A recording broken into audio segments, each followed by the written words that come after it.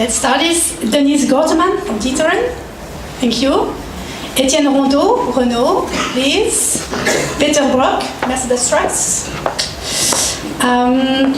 Etienne Rigaud, Model Easy. En Marc Op de Beek van D'Ieteren Sport.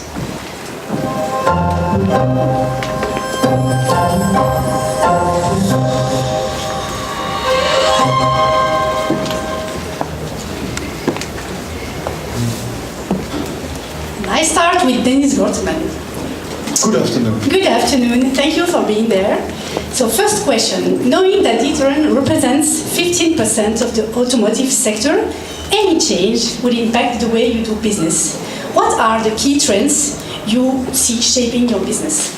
You have 90 seconds to answer. Don't forget. We represent more than 20%. Okay. So we are doing two things at the same time, I would say. First is working on our core business, reshaping it and adapting it to making sure that it will answer the future need of our customers. Second, we do invest also quite heavily in new mobility, car sharing, apps, in how to bundle your journey. So what we are doing is looking at how we can answer the actual needs of our customer, but also looking forward to invent the future needs of our customer. Okay, thank you. Good timing. We live in a world of increasing uncertainty. How do you do and what are you doing to manage it? As I said, that's the second part of my first answer. It's really like if you contract an insurance. We do invest today, for instance, in car sharing. Do we make money with it? Absolutely not. But will it be profitable in the future? Maybe. So if it becomes a success, we are ready. If it doesn't, it does also give us some information on our core business as of today, but certainly it also helps us understand how our customer wants to move from point A to point B. And at the end, that's what we are doing for more than 200 years, accompany our customers on how they want to go from one point to their end destination. Thank you. Peter, laat ik mij misschien tot jou richten. Als we het hebben over het hele aspect van mobiliteit, we willen het ook hebben over tweewielers, ook over vrachtwagens. Hoe kunnen we dan, als we kijken naar die lichte vrachten, bestelwagens, maar ook de vrachtwagens, hoe kunnen we de hele mobiliteit vloeiender maken, vlotter maken volgens u? Wel, de vrachtwagensector, Virginie, die is geconfronteerd vandaag met een dilemma. Enerzijds, van alle goederen die er vervoerd worden er 75% vervoerd via de vrachtwagen. Dat is een gegeven. Anderzijds moeten we ook weten dat tegen 2050, bij een populatie, volgens bepaalde studies, van 9 miljard mensen op de wereld, dat 2/3 daarvan in de steden zullen wonen.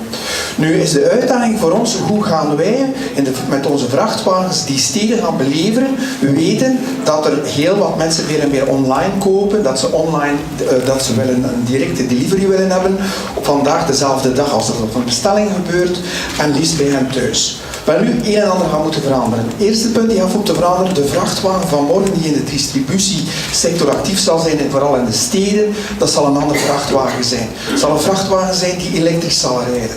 En ik denk in 2025 zullen er alleen maar elektrische vrachtwagens nog toegelaten worden in de steden. Dat is één. De volgende fase zal misschien waterstof zijn. Het volgende punt is dat het concept ook anders gaat moeten uitgedacht worden. We gaan aan de rand van de steden grote distributiecentra hebben, waar de vrachtwagens, de normale vrachtwagens, de goederen zullen leveren. Die worden overgeladen op elektrische vrachtwagens, of ook op bestelwagens, op scooters en dergelijke meer, die voertuigen, die goederen dan zullen overbrengen tot bij de consument. En we gaan dan ook nog een stap verder in heel die evolutie. Er zijn ook al andere manieren van consumeren. We gaan bijvoorbeeld misschien meer op nadenken met de leveringen van drones. Dat we misschien meer met de 3D-printing gaan moeten werken, waardoor dat er minder zal moeten gereden worden met een vrachtwagen. Dus het ganse model, het ganse plaatje zal veranderen. En ik hoop dat jullie daar al volop aan het inzetten zijn. We hebben het ook heel vaak over autonomous cars, connected cars. Hoe zit het met de vrachtwagens? Wat mist er nog om hen ook te laten connecteren? Of waarom niet zelfs autonoom te laten rijden? Want er zijn er al zelfs een aantal, als ik me niet vergis. Wel, inderdaad, maar ook daar is die evolutie enorm. We komen in de laatste 20 jaar van bijzonder ver. Vandaag zitten we nu al met onze huidige technologie dat we eigenlijk op afstand weten wanneer een vrachtwagen in pannen zal vallen. Wat dat er moet gebeuren qua diagnose. We gaan verder naar die vrachtwagen te repareren on-air. Dus niet meer dat het voertuig fysisch moet binnenkomen. Dan gaan we naar autonoom rijden. Vrachtwagens weten nu al wanneer dat ze bovenaan aan de helling zijn, dat ze dus die versnelling moeten aanpassen. Ze weten nu al wanneer dat ze een bocht naderen, dat ze de snelheid gaan moeten verminderen voordat ze de bocht naderen. Dat zijn allemaal stappen die gebeuren op basis van connectiviteit. En de volgende stap is uiteraard het autonoom rijden. Daar staan we op de vooravond ermee klaar. De technologie is klaar. Vandaag zal de chauffeur nog nodig zijn, maar de vrachtwagen neemt het rijden over. In 2035, dat is onze voorspelling, zullen de vrachtwagens allicht zonder chauffeur gaan rijden. Volledig autonoom de wegen in autosnelwegen, in later fase ook op secundaire wegen en in het stadsverkeer. We staan onder een enorme omwenteling en daar gaan we niet van uit. Kunnen we onderuit gaan. Wat hindert ons nog? Twee zaken. Niet de technologie, want de technologie die is er, maar anderzijds de infrastructuur en de wetgeving. En dat is de reden waarom we vandaag nog weinig autonome voertuigen zien. Eerst moeten die 2 punten opgelost zijn. En dan komen we met onze autonome voertuigen. En net te hopen dat we daar natuurlijk ook heel wat interessante dingen over zullen horen vandaag. Salma? Etienne Rondeau, qu'est-ce qu'on peut dire de l'avenir des véhicules? Pardon, je suis désolée, j'ai eu une absence. Voilà. Vous m'avez entendu ou pas? Non? Même pas? Ben, je recommence. Donc, Etienne Rondeau, quel est le futur des véhicules du coup commerciaux légers? On entend tellement de choses. Est-ce que vous pouvez un petit peu nous aiguiller? Oui, Salma. En fait, les utilitaires légers, dont on parlait justement à l'instant aussi, ils ont vraiment un avenir, un bel avenir devant eux. Et ce bel avenir, il est tout simplement dû au fait que l'acquisition d'un véhicule utilitaire léger n'est pas un choix émotionnel comme une voiture, c'est un choix tout à fait rationnel. Et ce choix rationnel, il est lié tout simplement à la demande de plus en plus importante des citoyens, des clients, d'être livrés rapidement, près de chez eux, sans se déplacer. Donc le déplacement d'une camionnette peut parfois simplement aussi supprimer le déplacement de 10, 15, 20 voitures qui se rendraient en ville pour un achat. Mais finalement, la camionnette qui peut livrer jusqu'à 60, 70 colis par jour, elle va aussi diminuer le nombre de voitures sur la route. Finalement, c'est un moyen d'avoir une mobilité plus intelligente aussi, c'est de cumuler le nombre, alors d'avoir à chaque fois quelqu'un qui se déplace tout seul. Donc vous travaillez sur cette mobilité-là. Et justement, comment on peut combiner des trucks et justement ces véhicules commerciaux légers pour une mobilité plus fluide dans les villes? Donc la combinaison, elle est tout à fait parfaite. En fait, en fonction de l'objet ou de l'outillage qu'on va devoir déplacer, le choix se fera vers un camion si l'objet, l'outil est lourd, ou de plus en plus vers l'utilitaire léger, tout simplement parce que l'accès en ville devient compliqué, parce que l'utilitaire léger est plus rapide, il est plus maniable. Mais donc ce n'est pas un choix de dire tout en camion ou tout en camionnette. Tout simplement, le choix va se faire de nouveau rationnellement en fonction de ce que l'on doit déplacer. Du meilleur usage de chacun. Oui. Merci. Wel, Mark Dieter, Sport Yamaha, u bent niet alleen professioneel bezig met de tweewielers, ook privé is dat een grote passie, heb ik me laten vertellen. Het geluid van de motors, ja, gewoon. Als ik dan heb over de tweewielers, en ik heb hier al heel veel gehoord over, we gaan naar elektrische vrachtwagens. Hoe zit dat met de tweewielers? Nou ja, de gemotoriseerde tweewielers gaan dezelfde weg op.